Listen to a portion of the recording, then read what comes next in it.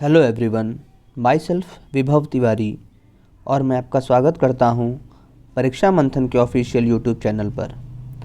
Friends, last lecture में हम लोगों ने कोशिकांग का अध्ययन किया था। जो हमारे कोशिका द्रव्य के भीतर कोशिकांग पाए जाते हैं, सेल ऑर्गेनल्स, उनका अध्ययन किया था। आज हम उससे आगे बढ़ते हुए एक नए टॉपिक को डिस्कस करेंगे जो कि आपके एग्ज़ाम्स के लिए और सभी प्रतियोगी परीक्षाओं के लिए बहुत ही महत्वपूर्ण है। तो जो लोग अभी चैनल पे नए हैं या जिन्होंने अभी तक चैनल को सब्सक्राइब नहीं किया है, वो लोग चैनल को सब्सक्राइब कर लें और परीक्षा मंथन ऑफिशियल यूट्यूब चैनल के साथ अपना तैयारी और अच्छे से आप कर सकते हैं। तो फ्रेंड्स, आज का हमारा टॉपिक है न्यूक्लिक अम्ल। न्यूक्लिक अम्ल, न्यूक्लिक एसिड जिसे बोलते हैं। तो न्यूक्लिक अम्ल, सबसे पहले देखिए न्यूक्लिक अम्ल मिलता कहाँ है। न्यूक्लिक अम्ल जो है वो न्यूक्लियस के अंदर मिलता है और जो है इसका नेचर कैसा होता है, इसका नेचर एसिडिक होता है। न्यूक्लिक अम्ल हमें न्यूक्लियस के अंदर मिलता है और इसका नेचर एसिडिक होता है। फ्रेडरिक मिशर नाम के एक साइंटिस्ट थे। फ्रेडरिक मिशर ने ही सबसे पहले न्यूक्लिक अम्ल की खोज की थी। जब फ्रेडरिक मिशर ने न्यूक्लिक अम्ल की खोज की थी तो उसको स्टार्टिंग में उन्होंने न्यूक्लिन नाम से जाना था। मतलब डीएनए, वास्तव में वो डीएनए था, लेकिन शुरुआत में उसको इस उन्होंने न्यूक्लिन कहा। और इस न्यूक्लिन की खोज उन्होंने पस सेल्स या मवाद कोशिका से की थी। बाकी साइंटिस्ट के नाम आपके एग्ज़ाम्स के लिए बहुत ही महत्वपूर्ण हैं, तो जितने भी साइंटिस्ट के नाम आते जाएंगे मैं यहाँ नोट करते चला जाऊँगा। और आज के टॉपिक में मैं आपको बहुत ही एक्स्ट्रा बातें एग्ज़ाम की दृष्टि से जो है बताऊँगा। तो आप लोग अभी से एक पेन और पेपर साथ में लेके बैठिए, क्योंकि ये कंप्लीट वीडियो होगा। इसके बाद से मुझे लगता है कि न्यूक्लिक एसिड का एक भी क्वेश्चन कहीं और से नहीं आ सकता है और आपको इसके अलावा और कहीं से भी पढ़ने की ज़रूरत नहीं है। आप अपने एग्ज़ाम्स में जितने भी क्वेश्चन आए हैं इस वीडियो को देखने के बाद आराम से कर सकते हैं और आगे जितने क्वेश्चन आएंगे वो भी यहीं से सॉल्व हो जाएंगे। रेफरेंस के तौर पर एक बुक आप जो पढ़नी है, वो मैंने आपसे बार बार बोला है कि आप परीक्षा मंथन की बुक फॉलो करें। तो सबसे पहले हमने आपको बताया कि किसने, साइंटिस्ट ने खोला था, फ्रेडरिक मिशर ने न्यूक्लिक अम्ल की खोज की थी। न्यूक्लिक अम्ल मिलते कहाँ हैं? न्यूक्लियस के अंदर मिलते हैं। न्यूक्लिक अम्ल का नेचर कैसा होता है? एसिडिक नेचर होता है। इनका नेचर जो है वो एसिडिक होता है। तो सबसे पहले हम देखते हैं कि न्यूक्लिक अम्ल कितने प्रकार के होते हैं। एक जनरल इंट्रोडक्शन। न्यूक्लिक अम्ल जो है हमारे, वो दो प्रकार के होते हैं। एक डीएनए, डीऑक्सीराइबोन्यूक्लिक एसिड, और दूसरा है आरएनए, राइबोन्यूक्लिक एसिड। तो जो डीएनए होता है वो कहाँ पाया जाता है? डीएनए मुख्यतः न्यूक्लियस के अंदर पाया जाता है। यहाँ पे मुख्यतः का मतलब है कि ज़्यादातर ये न्यूक्लियस के पाया जाता है, लेकिन उसके अलावा ये माइटोकॉन्ड्रिया और क्लोरोप्लास्ट में भी डीएनए पाया जाता है। तो इसको आप नोट कर लीजिएगा। जो आरएनए होता है ये मुख्यतः कहाँ पाया जाता है? ये साइटोप्लाज्म के अंदर मिलता है। कहाँ पे? कोशिका द्रव्य के अंदर मिलता है। ठीक है। कोशल नाम एक साइंटिस्ट थे जिन्होंने इसके रासायनिक घटकों जैसे कार्बन, हाइड्रोजन, ऑक्सीजन, नाइट्रोजन, इन सब का पता लगाया था। और जो साइंटिस्ट मैंने इसके पहले भी बताए हैं वो आप एक बार सारे पढ़ लेंगे। फिर अगर हम देखें तो डीएनए का स्ट्रक्चर, अब देखिए सबसे महत्वपूर्ण जो था हमारा डीएनए का जो मॉडल है, डबल हेलिक्स मॉडल। तो डीएनए का जो ये स्ट्रक्चर है ये किसने दिया था? तो डीएनए को, संरचना को समझाने का सबसे अच्छा मॉडल वॉटसन और क्रिक ने दिया था। इसी को हम लोग क्या बोलते हैं? Double helix model. ये मॉडल जो है त्रिविमीय है, 3D मॉडल है। जो डीएनए का ये वॉटसन क्रिक का मॉडल था ये त्रिविमीय था, 3D मॉडल था। ठीक है। और इसकी इमेजेस कैसे मिली थी? इसकी इमेजेस जो है एक्सरे डिफ्रैक्शन टेक्निक से फोटोग्राफ जो हमें मिले थे उसके आधार पर इसका जो है यह मॉडल बनाया गया था वॉटसन और क्रिक का। ठीक है। और अगर देखें तो डीएनए के बारे में हमको इतना तो मतलब सबको पता है कि डीएनए क्या है? एक आनुवंशिक पदार्थ है, जेनेटिक मटेरियल है। और ये लक्षणों को, मतलब जो हमारे अंदर जो ट्रेट्स हैं, गुण हैं, या हमारे माता पिता के अंदर है, वो हमारे अंदर आते हैं, हमारे से हमारे बच्चों के अंदर में। तो एक मतलब हेरिडेटरी मटेरियल को ट्रांसफ़र करते हैं कौन? डीएनए। यही डीएनए, जैसे कि आप देखते होंगे कि फिल्मों में, टेलीविज़न में या क्राइम किसी भी सीन पे देखते होंगे तो वहाँ पे डीएनए मैच कराया जाता है, क्योंकि एक स्पीसीज़ में जो है वो डीएनए सेम रहता है। जैसे आपके माता पिता का डीएनए आपसे मैच करेगा, तो इसलिए वहाँ पे हम डीएनए को मैच कराते हैं। ठीक है। डीएनए का अगर स्ट्रक्चर देखें तो डीएनए क्या है? ये डबल हेलिक्स है, मतलब कि दो रज्जू हैं इसके, डबल स्ट्रैंडेड हैं। ठीक है। डीएनए 2 रज्जू से मिलकर बना होता है, डबल स्टैंडर्ड होता है। डीएनए की अगर दोनों चेन देखिए आप, जो आपका ये सीढ़ी वाला स्ट्रक्चर आपको दिख रहा है, ये इसको क्या बोलते हैं, ये डीएनए की जो दोनों चेन्स हैं एक दूसरे के प्रति समानांतर हैं। मतलब क्या है कि एंटी पैरेलल हैं। एंटी पैरेलल हैं इसका मतलब क्या हो गया कि आप देखिए जो सीढ़ी है इसके नीचे लिखा है 3 प्राइम, एक तरफ लिखा है 5 प्राइम, फिर ऊपर देखिए तो एक तरफ लिखा है 5 प्राइम और एक तरफ लिखा है 3 प्राइम। इसका मतलब हो गया, एंटी पैरेलल का मतलब हो गया कि कभी भी ये दोनों एक साथ 5 प्राइम और 5 प्राइम नीचे एक साथ नहीं होंगे, 3 प्राइम और 3 प्राइम ऊपर एक साथ नहीं होंगे, मतलब ये हमेशा अपोजिट ही होंगे। इसका मतलब क्या हो गया कि डीएनए जो है ये कैसा है, प्रति समानांतर है। डीएनए की दोनों चेन कैसी हैं, प्रति समानांतर हैं। फिर हम डीएनए को क्या बोलते हैं, डीएनए की चेन्स क्या होती हैं, हम बोलते हैं कि पैरेलल भी होती हैं।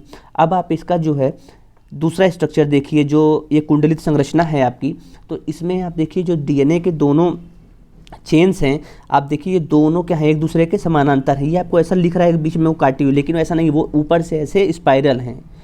इसका मतलब है कि ये दोनों एक दूसरे के क्या हैं, समानांतर हैं। समानांतर इसलिए हैं क्योंकि ये कहीं पे आपस में मिलती नहीं है और एक दूसरे को काटती नहीं है। तो समानांतर इसलिए हैं क्योंकि ये दोनों एक दूसरे को कहीं काटती नहीं है। तो डीएनए का ये जो स्ट्रक्चर है, ये वाटसन और क्रिक का, ये बहुत ही इम्पोर्टेंट है, ठीक है। फिर हम इसके आगे चलते हैं। अब ये डीएनए का मैंने पूरा इसको मैप के थ्रू समझाने की कोशिश की है, आप बस ध्यान से देखते रहेंगे तो डीएनए का एक एक चीज़ आपको समझ में आ जाएगा, ठीक है। तो सबसे पहले ऊपर देखिए क्या लिखा है, डीएनए। डीएनए के बाद एरो दे के लिखा है पार्शियल हाइड्रोलिसिस। इसका मतलब कि जब डीएनए का हम आंशिक अपघटन करेंगे, पार्शियल हाइड्रोलिसिस मतलब क्या हो गया, आंशिक अपघटन करेंगे, तो क्या प्राप्त होंगे, हमें न्यूक्लियोटाइड्स प्राप्त होंगे। मैंने आपको बताया भी कि जो ये जो डबल स्टैंडर्ड है, जो दोनों इसके कुंडली हैं, ये क्या है, सब डीएनए की, ये क्या है, न्यूक्लियोटाइड्स हैं। तो डीएनए का जब हम पार्शियल हाइड्रोलिसिस करते हैं, आंशिक अपघटन करते हैं, तो हमें क्या मिलता है, न्यूक्लियोटाइड्स प्राप्त होते हैं। अब इस न्यूक्लियोटाइड्स का हमने दोबारा हाइड्रोलिसिस किया। जब न्यूक्लियोटाइड्स का आप हाइड्रोलिसिस करते हैं तो किसका निर्माण होता है, न्यूक्लियोसाइड का और फास्फोरिक एसिड का। हाइड्रोलिसिस करने पे क्या बना, न्यूक्लियोसाइड और फास्फोरिक एसिड। फास्फोरिक एसिड जो कि H3PO4 होता है वो बनता है, ठीक है। फिर न्यूक्लियोसाइड के अपघटन करने पे देखिए क्या बना है, एक तो नाइट्रोजन बेस और दूसरा शुगर। तो आप अभी क्या पढ़ रहे हैं, डीएनए। तो डीएनए में कैसी शुगर होती है, डीऑक्सीराइबोस। अगर यहीं पे आरएनए होता तो ये कौन सी शुगर हो जाती, राइबोस शर्करा हो जाती। अच्छा, शुगर जो है ये आपकी कैसी है, 5 कार्बन शुगर है, ठीक है, पेंटोस शुगर है, याद रखिएगा आप। जो ये डीऑक्सीराइबोस शुगर है ये पेंटोस शुगर है, मतलब पेंटोस का मतलब हो गया 5 कार्बन। जैसे आप केमिस्ट्री में पढ़ते होंगे ना, meth, eth, prop, but, pent, hex, hept, तो मतलब जितने ज़्यादा कार्बन बढ़ते जाएंगे वो सीरीज़ बढ़ती जाएगी। तो ये 5 कार्बन का रिंग होता है, इसलिए ये क्या है, पेंटोस शुगर है। फिर इसके बाद हम देखते हैं नाइट्रोजन बेस। तो नाइट्रोजन जो बेस है मतलब क्षार हैं, तो जो डीएनए है इसमें आपके 2 तरह के नाइट्रोजन क्षार पाए जाते हैं। पहला है प्यूरीन और दूसरा है पिरिमिडीन। तो प्यूरीन में देखिए क्या मिलता है, प्यूरीन में आपको मिलता है एडेनिन और ग्वानिन, और पिरिमिडीन में क्या मिलता है, साइटोसिन और थायमिन।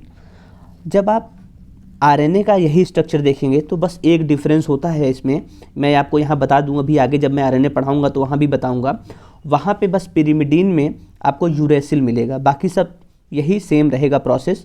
तो प्यूरीन में एडेनिन ग्वानिन और पिरिमिडीन में साइटोसिन और थायमिन। तो ये स्ट्रक्चर से आपको समझने में बहुत मदद मिली होगी।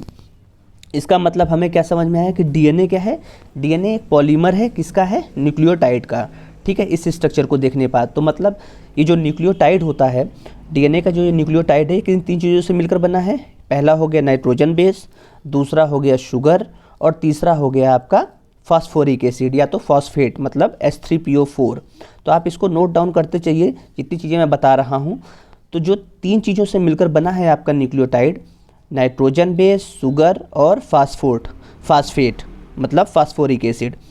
अब अगर हम इसका स्ट्रक्चर देखें तो नाइट्रोजन बेस और शुगर, इनके बीच में कौन सा बॉन्ड होता है, ये एग्जाम में पूछा जा सकता है कि नाइट्रोजन बेस जो आपके प्यूरीन और पिरिमिडीन हैं, ये शुगर से किस बॉन्ड से अटैच रहते हैं।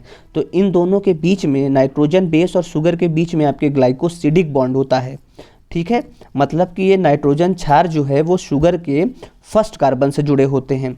फर्स्ट कार्बन से जुड़े होते हैं, इतना डिटेल में जाने की ज़रूरत नहीं है क्योंकि कंपटीशन में इतना डिटेलिंग अंदर से नहीं पूछता है, लेकिन आपको ये ज़रूर पता होना चाहिए कि नाइट्रोजन बेस और शुगर के बीच में ग्लाइकोसिडिक बॉन्ड होता है, और शुगर और फॉस्फेट के बीच जो बॉन्ड बनता है वो फास्फोडाइस्टर बॉन्ड होता है। तो दो तरह के बॉन्ड यहाँ पे बनते हैं, जो नाइट्रोजन बेस और शुगर के बीच ग्लाइकोसिडिक बॉन्ड, और शुगर और फॉस्फेट के बीच फास्फोडाइस्टर बॉन्ड। ठीक है, उसके बाद अगर हम देखें तो नाइट्रोजन बेस मैंने आपको बताया कि दो तरह के हैं, प्यूरीन और पिरिमिडीन। तो प्यूरीन में आपका क्या है, एडेनिन और ग्वानिन है। ठीक है, तो एडेनिन और ग्वानिन क्या हो, प्यूरीन जो होता है वो आपका वो डबल रिंग स्ट्रक्चर होता है। ठीक है, और जो पिरिमिडीन होता है, साइटोसिन और थाइमिन होता है, मतलब जो पिरिमिडीन होता है वो सिंगल रिंग स्ट्रक्चर होता है। तो पिरिमिडीन सिंगल रिंग स्ट्रक्चर होता है, प्यूरीन डबल रिंग स्ट्रक्चर होता है। तो जो प्यूरीन होता है उसमें एक रिंग तो पिरिमिडीन की ही हो जाएगी और दूसरी रिंग किसकी हो जाएगी, इमिडाजोल की। तो पिरिमिडीन रिंग और प्लस इमिडाजोल रिंग ये दोनों मिलके बनाते हैं प्यूरीन, और पिरिमिडीन रिंग में क्या होता है, एक रिंग होता है किसकी, पिरिमिडीन की। ठीक है, और अगर आप देखेंगे इसका स्ट्रक्चर तो प्यूरीन में और पिरिमिडीन में दोनों पे नाइट्रोजन प्रेजेंट होते हैं। ठीक है, और नाइट्रोजन हैं इसीलिए नाइट्रोजन क्षार कहे जाते हैं, इसलिए हम लोग न्यूक्लिक एसिड पढ़ रहे हैं। ठीक है, और इनका नेचर एसिडिक होता है। न्यूक्लिक एसिड कहाँ मिलते हैं, न्यूक्लियस के अंदर मिलते हैं। ये सारी बातें मैंने आपको जो अभी बताई हैं, आप वीडियो देखते समय उसको नोट ज़रूर करते चले जाइए। बॉन्ड जो भी चीज़ें एक्स्ट्रा मैं पॉइंट यहाँ बता रहा हूँ आपको और ये सीरीज़ से, तो ये आपके लिए बहुत ही महत्वपूर्ण है। अच्छा, एक पॉइंट आप और नोट करिए कि जो डीएनए की दोनों चेन होती हैं वो एक दूसरे के संपूरक भी होती हैं। तो मैंने आपको कौन कौन सा बताया, प्रति समानांतर होती हैं, 5 prime 3 prime 3 prime 3 prime 5 prime. DNA की चेन्स पैरेलल होती हैं, इन दोनों को मैं बता चुका। तीसरा पॉइंट ये है कि डीएनए की जो दोनों चेन्स होती हैं वो एक दूसरे के संपूरक होती हैं, मतलब कि कॉम्प्लीमेंट्री होती हैं। तो इसका कॉम्प्लीमेंट्री होती हैं, इसका मतलब क्या हुआ, कॉम्प्लीमेंट्री का मतलब ये हुआ कि जो प्यूरीन पेयर है वो किसके, प्यूरीन करेगा पेयर किसके साथ करेगा, पिरिमिडीन के साथ। तो इसका मतलब क्या हो गया कि जो एडेनिन और ग्वानिन हैं प्यूरीन के, ये किसके साथ पेयर करेंगे, पिरिमिडीन के साथ, साइटोसिन और थाइमिन के साथ। ठीक है, तो यहाँ पे एडेनिन किसके साथ पेयर करेगा, थाइमिन के साथ। ए और टी पेयर बनाएंगे और जी और सी पेयर बनाएंगे, मतलब आप इन दोनों के बीच में अगर एक्स बना दीजिए तो वो एक दूसरे को आप समझ जाएंगे। तो एडेनिन करेगा थाइमिन के साथ पेयर, ग्वानिन करेगा साइटोसिन के साथ पेयर। तो ए और टी के बीच में क्या बनता है, वो डबल बॉन्ड बनता है, मतलब और जी और सी के बीच में क्या बनता है, ट्रिपल बॉन्ड बनता है। ये हाइड्रोजन बॉन्ड होते हैं। ठीक है, तो ए और टी के बीच में डबल बॉन्ड और जी और सी के बीच में ट्रिपल बॉन्ड। तो डबल बॉन्ड और ट्रिपल बॉन्ड से क्या पाया जाता है कि जैसे यूकैरियोट्स में आप देखेंगे तो एटी टाइप जो डीएनए होता है, A double Bond tea type DNA जो होता है वो ज़्यादा पाया जाता है, जबकि प्रोकैरियोट्स में अगर आप देखेंगे तो G triple bond C type DNA ज़्यादा पाया जाता है। अच्छा, अगर आपसे पूछ लिया जाएगा कि इन दोनों में ए डबल बॉन्ड टी और जी ट्रिपल बॉन्ड सी में किसका मेल्टिंग पॉइंट ज़्यादा होता है, तो देखिए जिसमें बॉन्ड ज़्यादा होंगे उसका मेल्टिंग पॉइंट ज़्यादा होगा। मतलब यहाँ ट्रिपल बॉन्ड है और वहाँ डबल बॉन्ड है, तो ट्रिपल बॉन्ड में एक बॉन्ड ज़्यादा है, तो इसलिए ट्रिपल बॉन्ड होने के कारण इसका मेल्टिंग पॉइंट ज़्यादा होगा। इसके बाद अगर हम देखें वाटसन और क्रिक का जो अभी हमने मॉडल देखा था, इसका वाटसन और क्रिक का ये जो मॉडल देखा था, इसके डीएनए को हम लोग, वाटसन और क्रिक के डीएनए के मॉडल को हम लोग क्या कहते हैं, बी डीएनए कहते हैं। ठीक है, वाटसन और क्रिक के डीएनए को हम लोग बी डीएनए कहते हैं। अच्छा, डीएनए जो है कई तरह के होते हैं, जैसे ए डीएनए हो गया, अब बी डीएनए वाटसन क्रिक वाला तो बी डीएनए हो गया, सी डीएनए होता है, डी डीएनए होता है, जेड डीएनए होता है। ठीक है, कई तरीके से होते हैं, लेकिन जो वाटसन और क्रिक ने जो बी डीएनए बताया था वही सबसे स्टेबल फॉर्म होता है। ठीक है, और ये राइट हैंडेड होता है, ये राइट हैंडेड डीएनए होता है, और इसकी कॉइलिंग की दिशा अगर आप देखेंगे तो ये क्लॉकवाइज होती है। इतना जो है ये वाटसन और क्रिक ने अपनी जानकारी से बताया था हमें। अच्छा, इसके बाद एक रूल आपने सुना होगा, जब आप इंटर में रहे होंगे तो भी आप बायोलॉजी पढ़ते समय देखे होंगे, और कंपटीशन में भी कई बार ये क्वेश्चन पूछा गया है कि चारगाफ रूल क्या है, चारगाफ रूल क्या है। तो अभी जो मैंने आपको बताया है ए टी और जी सी, ये देखिए नीचे जो स्ट्रक्चर बना था ये है, मतलब ए का टी से डबल बॉन्ड, जी का सी से ट्रिपल बॉन्ड। तो जो ए और टी का होता है, मतलब ए का परसेंटेज जो है वो टी के बराबर होता है और जी का परसेंटेज किसके बराबर होता है, सी के बराबर होता है। ठीक है, मतलब एडेनिन की आणविक मात्रा थायमीन के बराबर होती है तथा साइटोसिन की मात्रा किसके बराबर होती है, ग्वानिन की मात्रा के बराबर होती है। ये आपका चारगाफ रूल है। चारगाफ का नियम क्या था कि ए की एडेनिन की आणविक मात्रा थायमीन के मात्रा के बराबर और साइटोसिन की आणविक मात्रा ग्वानिन के बराबर होती है। लेकिन इसके बावजूद भी ए प्लस टी अगर और is not equal to G plus C, A plus T is not equal to G plus C, ये आपके चारगाफ का रूल था। ठीक है, अगर यहाँ से हम बेस रेशियो निकालें कि A plus T upon G plus C is equal to base ratio, तो ये क्षार अनुपात, जो बेस रेशियो से क्या पता चलता है, जो बेस रेशियो होता है क्षार अनुपात जो होता है वो यूकैरियोट्स में आप जान लीजिए कि ग्रेटर देन 1 होता है और प्रोकैरियोट्स में लेस देन 1 होता है। वैसे इतना डीपली जाएगा नहीं, मैं आपको एक बता दे रहा हूँ, जिसको ज़रूरत हो वो अपना नोट बना ले, बाकी इतना डीप में तो कंपटीशन में नहीं पूछा जाएगा। मेरा ये था कोशिश कि अगर कहीं से भी क्वेश्चन पूछा जाए तो इसके बाहर ना जाए, इतना अच्छे से आपको यहाँ पे एक्सप्लेन किया जाए कि फिर आपको कहीं और किसी सोर्स की ज़रूरत ना पड़े, एक ही वीडियो से आपको हमेशा के लिए ये टॉपिक तैयार हो जाए। अच्छा, एक क्वेश्चन मैंने देखा एग्ज़ाम्स में कई बार आया हुआ है कि अगर डीएनए को हम लोग 80 डिग्री सेंटीग्रेड पर बॉयल कर दें, गर्म कर दें, तो क्या होगा। तो अगर देखिए ये डीएनए का स्ट्रक्चर है, अगर हम इस स्ट्रक्चर को देखें, अगर हम इसको 80 डिग्री सेंटीग्रेड पर बॉयल कर दें तो 80 डिग्री सेंटीग्रेड पे क्या होगा, ये देखिए इसके 2 स्टैंड है, 2 न्यूक्लियोटाइड्स हैं। ठीक है, अगर हम इसको 80 डिग्री सेंटीग्रेड पे गर्म कर देंगे तो ये क्या हो जाएगा, डीनेचुरेशन, मतलब इसका विकृतीकरण हो जाएगा, डीनेचुरेशन हो जाएगा। तो डीनेचुरेशन का क्या मतलब हुआ कि जो इसके 2 स्ट्रैंड हैं, डबल हेलिक्स स्ट्रैंड, जो 2 स्ट्रैंड इसको देख रहे हैं उसमें से एक हो जाएगा, मतलब 2 स्ट्रैंड से ये एक हो जाएंगे। 80 डिग्री सेंटीग्रेड को पे गर्म करने पे डीएनए के 2 स्ट्रैंड से एक स्ट्रैंड हो जाएगा। ठीक है, और यदि डीएनए को फिर हम ठंडा कर दें, तो डीएनए को अगर ठंडा कर देंगे तो ये फिर से कुंडलित हो जाएगा। ठीक है, ये एक जीके के पॉइंट ऑफ व्यू से क्वेश्चन है कि इतना आपको पता होना चाहिए। और जैसे डीएनए का स्ट्रक्चर आपने देखा कि डीएनए क्या होता है, डबल हेलिक्स स्ट्रैंडेड, मतलब 2 इसमें स्ट्रैंड होते हैं, 2 न्यूक्लियोटाइड होते हैं। लेकिन एक ऐसा भी डीएनए है जिसमें जो है सिंगल स्ट्रैंड होता है, तो उसको आप नोट कर लीजिए। जो 5 होता है, 5 × 174 में डीएनए जो है वो सिंगल स्ट्रैंडेड होता है। तो इतना जो मैंने आपको बताया अभी डीएनए के बारे में, मुझे लगता है कि इतना सफिशिएंट है आपके किसी भी एग्ज़ाम पे। और जितनी बातें मैंने यहाँ आपको बता दी हैं, अगर आप कई बुक्स लेके भी बैठेंगे तो एक जगह इसको कंपाइल करने में आपको समय लगेगा।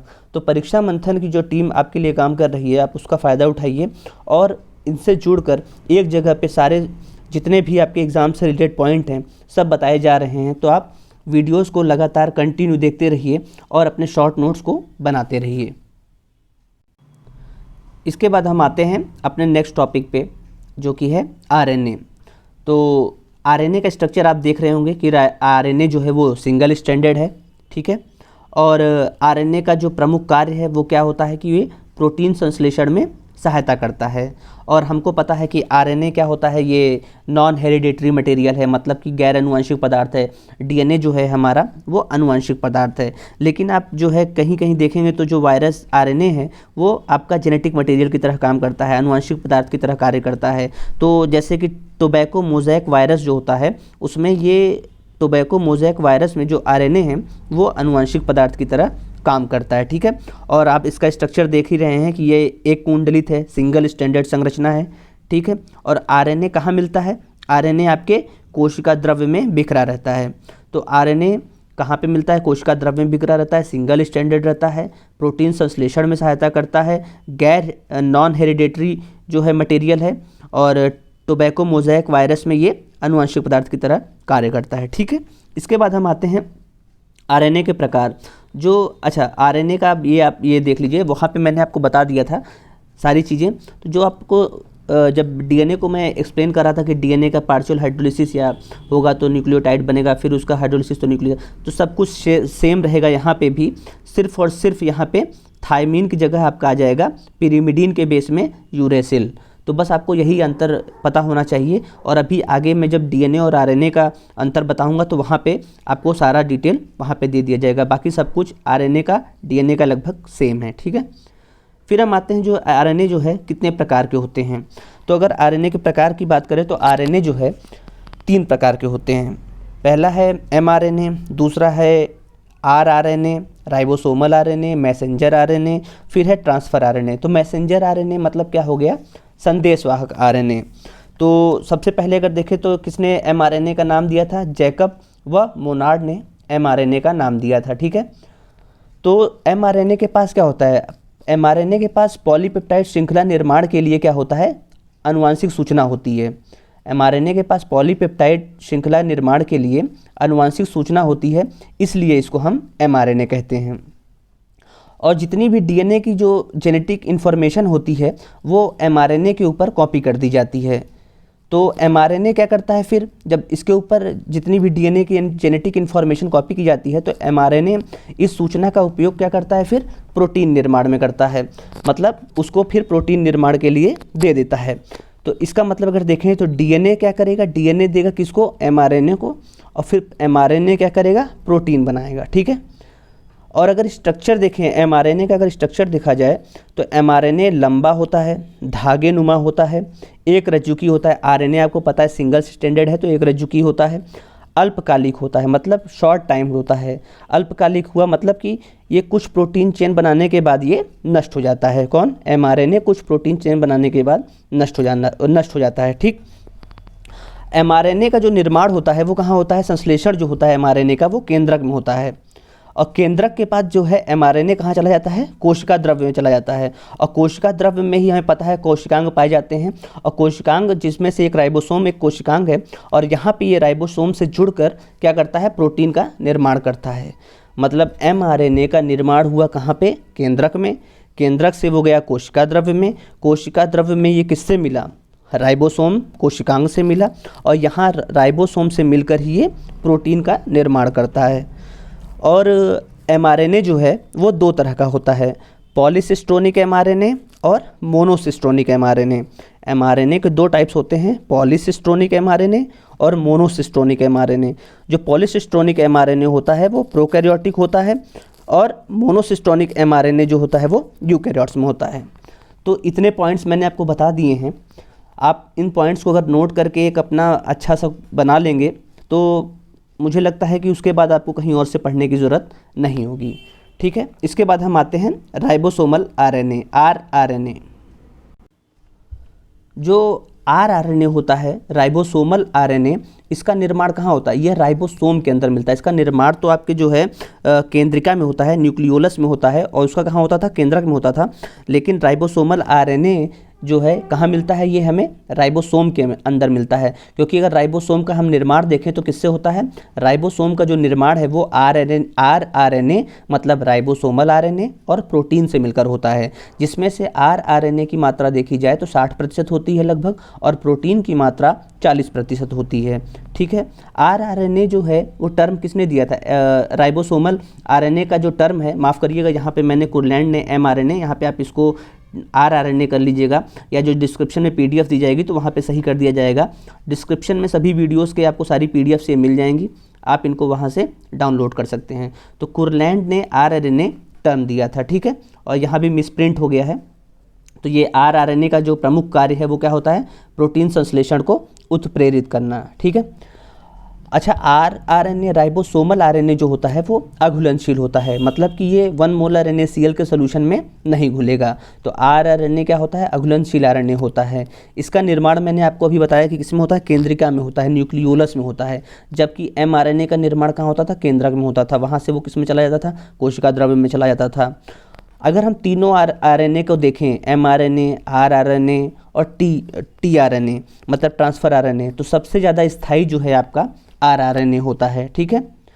आरआरएनए जो है क्या करता है, किसकी मदद करता है, एमआरएनए और टीआरएनए की, किससे, राइबोसोम में जोड़ने के लिए ये आरआरएनए जो है मदद करता है एमआरएनए और टीआरएनए का।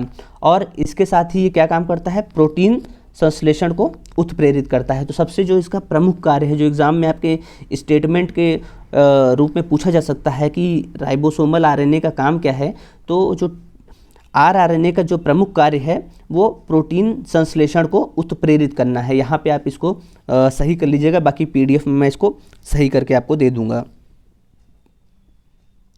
इसके बाद हम आते हैं ट्रांसफ़र आरएनए, मतलब टीआरएनए। जो ट्रांसफ़र आरएनए होता है, ट्रांसफ़र आरएनए क्या होता है, ये सबसे छोटा होता है, मतलब कि इसका निर्माण लगभग 75 मतलब 75 to 95 न्यूक्लियोटाइड से मिलकर इसका निर्माण होता है। और टोटल आरएनए में अगर देखा जाए तो ट्रांसफ़र आरएनए का जो परसेंटेज होता है वो 10 से 15% ट्रांसफ़र आरएनए होता है। ठीक है, इसका मॉलिक्यूलर अगर वेट देखें तो मॉलिक्यूलर वेट इसका 25,000 से 40,000 होता है। सॉल्युबिलिटी की अगर बात की जाए तो ट्रांसफ़र आरएनए जो है 1 मोलर NaCl के सोल्यूशन में सॉल्युबल है, जबकि आपका राइबोसोमल आरएनए वो सॉल्युबल नहीं था, किसमें, 1 मोलर NaCl में। और एडॉप्टर आरएनए भी इसको कहते हैं, ट्रांसफ़र जो आरएनए है इसको एडॉप्टर आरएनए भी कहते हैं, क्योंकि ये अमीनो एसिड्स को प्रोटीन संश्लेषण के स्थल पर लेकर जाता है। तो देखिए इसका सबसे प्रमुख कार्य भी यही है कि ट्रांसफ़र आरएनए का कार्य क्या है, अमीनो अम्लों को प्रोटीन स्थल पर लेकर जाना। ठीक है, इसके बाद अगर देखें तो हमारे शरीर में 20 तरह के अमीनो एसिड पाए जाते हैं। अब एडॉप्टर आरएनए मतलब अनुचलक आरएनए जो होता है, अनुचलक आरएनए जो होता है वो क्या करता है, अमीनो एसिड्स को प्रोटीन संश्लेषण के स्थल पर लेकर आता है। हमारे शरीर में कितने अमीनो एसिड पाए जाते हैं, 10 एसेंशियल, 10 नॉन एसेंशियल, मतलब टोटल 20 अमीनो एसिड्स पाए जाते हैं। तो इन 20 अमीनो एसिड्स को ले जाने के लिए कितने तरह के फिर टीआरएनए चाहिए, तो इसलिए हमें 20 प्रकार के टीआरएनए भी चाहिए। ठीक है, मतलब 20 अमीनो एसिड को ले जाने के लिए 20 प्रकार के टीआरएनए भी चाहिए। टीआरएनए का अगर स्ट्रक्चर देखें तो आरएनए जो है सिंगल स्टैंडर्ड होता है, तो टीआरएनए भी सिंगल स्टैंडर्ड ही होता है, लेकिन इसमें फोल्डिंग्स इतनी ज़्यादा हो जाती हैं कि अगर आप इसका स्ट्रक्चर देखेंगे तो ये डबल स्टैंडर्ड दिखाई देता है। लेकिन अगर एग्ज़ाम से पूछा जाए कि ये कैसा होता है तो ये सिंगल स्टैंडर्ड होता है। इसके बाद अगर हम देखें तो टीआरएनए, इसको थोड़ा सा मतलब एग्ज़ाम के पॉइंट ऑफ व्यू से देखें तो टीआरएनए की संरचना में जो है हमारे भारतीय मूल के वैज्ञानिक थे H.G. खुराना को, इनको जो है 1968 में संयुक्त रूप से 2 वैज्ञानिकों के साथ, नीरनबर्ग और रॉबर्ट होले के साथ नोबेल पुरस्कार दिया गया था टीआरएनए की संरचना बताने के लिए। तो ये पॉइंट आपको पता होना चाहिए, क्योंकि किसी भारतीय मूल के वैज्ञानिक को अगर नोबेल प्राइज़ मिला है तो वो एग्ज़ाम की दृष्टि से खुद ही महत्वपूर्ण है। तो टीआरएनए की संरचना बताने के लिए भारतीय मूल के वैज्ञानिक H.G. खुराना को नीरनबर्ग और रॉबर्ट होले, इनके साथ 1968 में नोबेल पुरस्कार दिया गया था। इसके बाद हम आते हैं डीएनए तथा आरएनए में प्रमुख अंतर। अभी तक मैंने जितना आपको पढ़ाया है आपको बहुत आसानी से अब अंतर पता चल गया होगा। यहाँ पे मैं एक बार आपको बस बता देता हूँ, यहाँ जितनी भी चीज़ें हैं मैं सब एक्सप्लेन कर चुका हूँ। तो डीएनए मैंने बताया कि ये मुख्य रूप से केंद्रक में पाया जाता है, मुख्य रूप से कहा जा रहा है, लेकिन इसके अलावा ये कहाँ पाया जा सकता है, जैसे माइटोकॉन्ड्रिया में भी मिलता है और क्लोरोप्लास्ट में भी मिलता है। आरएनए हमारा कहाँ पाया जाता है, कोशिका द्रव्य में पाया जाता है। डीएनए में मैंने बताया कि थायमिन पाया जाता है, आरएनए में यूरेसिल पाया जाता है। डीएनए का कार्य क्या होता है, आनुवांशिक सूचनाओं को हस्तांतरित करना होता है। आरएनए का कार्य क्या होता है, प्रोटीन संश्लेषण होता है। इसमें डीऑक्सीराइबोस शर्करा होती है, इसमें राइबोस शर्करा होती है। ये सारे अंतर मैंने आपको अच्छे से डिटेल में सब कुछ समझा दिया है। इसके बाद अगर हम देखें तो एग्ज़ाम्स में कुछ पॉइंट्स के रूप में ये सब कभी कभी पूछा जाता है कि इसको क्या बोलते हैं, तो मैंने इसको यहाँ पे एक लाइन में सब लिख दिया है।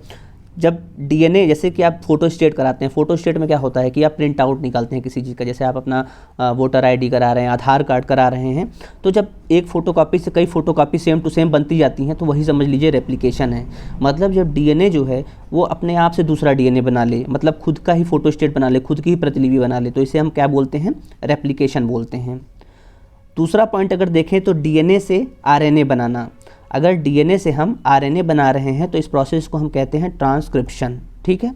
और अगर आरएनए से डीएनए बना रहे हैं तो इसको बोलते हैं हम रिवर्स ट्रांसक्रिप्शन। ये रिवर्स ट्रांसक्रिप्शन बहुत ही महत्वपूर्ण है आज के समय की दृष्टि से।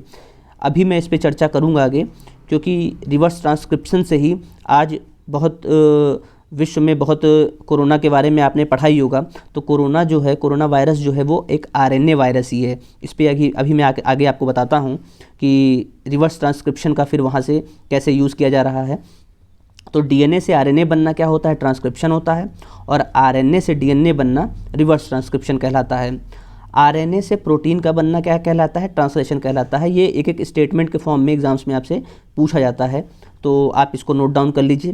बाकी अभी इस समय देखिए बहुत ही फेमस एक जो है, कह लीजिए कि एग्ज़ाम की दृष्टि से बहुत ही महत्वपूर्ण टॉपिक है कोरोना वायरस। कोई ना कोई क्वेश्चन इससे बनना है, निश्चित है।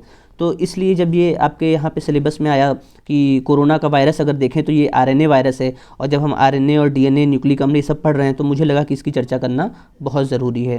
तो क्या होता है आरटीपीसीआर टेस्ट, और जो अभी मैंने आपको बताया कि रिवर्स ट्रांसक्रिप्शन क्या होता है, जैसे डीएनए से आरएनए बनना तो ट्रांसक्रिप्शन है, और आरएनए से डीएनए बनना रिवर्स ट्रांसक्रिप्शन है। तो इसके बारे में हम चर्चा करेंगे। तो आरटीपीसीआर टेस्ट क्या होता है?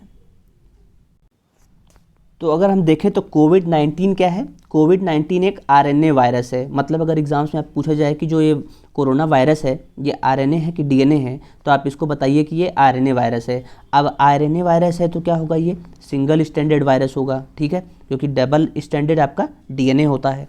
दूसरी चीज़, अगर एग्ज़ाम्स में पूछा जाए कि आज जो कोरोना वायरस की वजह से इतनी दिक्कतें हो रही हैं, और अगर हम देखा जाए तो हमारी जितनी मशीनें हैं लैब में, और जितने भी जेनेटिक मटेरियल हैं, जितने भी हम टेस्ट करते हैं, लगभग सभी का काम डीएनए से ही होता है। इसलिए पहले हम क्या करते हैं कि कोरोना वायरस के टेस्ट में भी, आरटीपीसीआर टेस्ट में भी आरएनए को पहले हम डीएनए में कन्वर्ट करते हैं। तो अभी मैंने आपको एक टर्म बताया कि जब हम डीएनए से आरएनए बनाते हैं, जब डीएनए से आरएनए बनाते हैं तो उसको हम बोलते हैं ट्रांसक्रिप्शन, और जब आरएनए से डीएनए बनता है तो इसको बोलते हैं रिवर्स ट्रांसक्रिप्शन। तो आरटी का मतलब ही है रिवर्स ट्रांसक्रिप्शन और पॉलीमरेज चेन रिएक्शन। तो रिवर्स ट्रांसक्रिप्शन से पहले हम इस आरएनए वायरस को डीएनए में कन्वर्ट करेंगे, ठीक है। फिर उसके बाद हम क्या करेंगे, ये जो ट्रांसफ़र होगा ये किस एंजाइम की प्रेजेंस में होगा? रिवर्स ट्रांसक्रिप्टेज नामक जो एंजाइम होता है वो आरएनए को डीएनए में परिवर्तित करता है। उसके बाद हम क्या करते हैं कि जो पीसीआर होता है, पीसीआर टेक्निक से पता लगाएंगे कि मतलब उसको कोरोना वायरस है कि नहीं है। अगर हम कोरोना वायरस का स्ट्रक्चर देखें तो इसके बाहर क्या है? बाहरी जो है इसका प्रोटीन लेयर है, जो स्पाइक जैसे हैं ये सब प्रोटीन लेयर हैं, और इसका अंदर जो है जो जेनेटिक मटेरियल है वो अंदर है। तो अब इसकी पहचान करने के लिए क्या हुआ? सबसे पहले आपको पता है कि जो वायरस है वो हमें कहाँ मिला? ये सबसे पहले चीन के वुहान में मिला, इसलिए इसको हम वुहान वायरस भी बोलते हैं।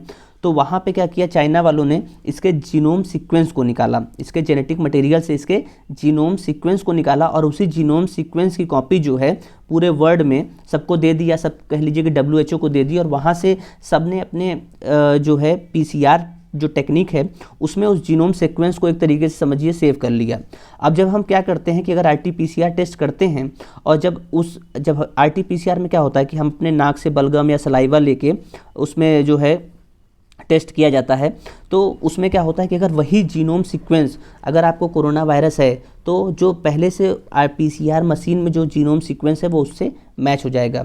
अगर वो उससे मैच हो जाता है तो आप समझिए कि आप कोरोना वायरस से ग्रस्त हैं, और अगर मैच नहीं करता है तो आप जो है कोरोना वायरस से बचे हुए हैं। तो ये एक बहुत ही मतलब अच्छा टेक्निक था। इसमें थोड़ा समय ज़्यादा लगता था, इसलिए इसकी जगह जो है एक और टेस्ट इंडिया में शुरू किया जिसको बोलते हैं रैपिड एंटीबॉडी टेस्ट। तो यहाँ पे जो क्वेश्चन बनता है आरटीपीसीआर टेस्ट में, तो पहला क्वेश्चन तो ये बनता है आपके एग्ज़ाम से कि ये कैसा वायरस है? तो ये आरएनए वायरस है, ठीक है। अच्छा, दूसरी चीज़ यहाँ पे भी केमिस्ट्री के लिए नोबेल प्राइज़ मिला था, जो एक अमेरिकी साइंटिस्ट थे कैरी